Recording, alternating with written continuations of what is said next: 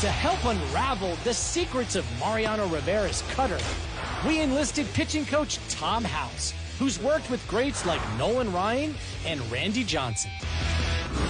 He's got 4 or 5 different pitches that all come out of the same exact tunnel.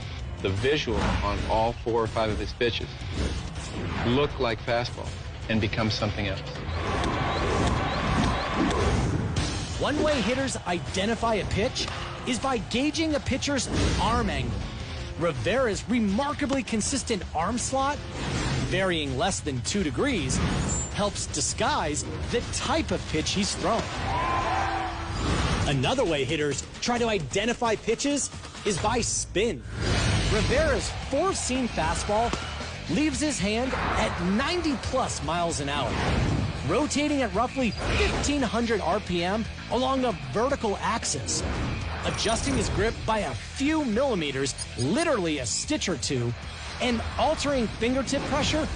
Rivera's cutter leaves his hand just as fast, but spins on a tilted axis at up to 1,600 RPM. Spin creates pressure differentials in the airflow on each side of a ball, and the ball curves toward the lower pressure zone. This phenomenon is known as the Magnus effect, and the faster the spin, the greater the curve. To a batter's eye, the spin and velocity of Rivera's cutter look like his standard fastball.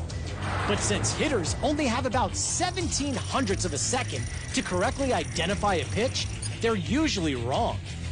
By the time Rivera's cutter reaches the plate, it's moved laterally up to 8 inches.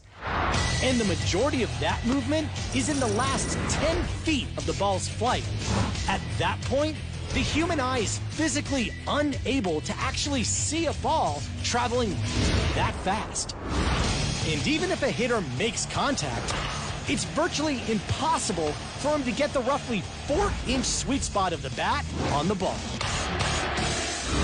But the biggest problem for hitters might be their lack of experience facing Rivera.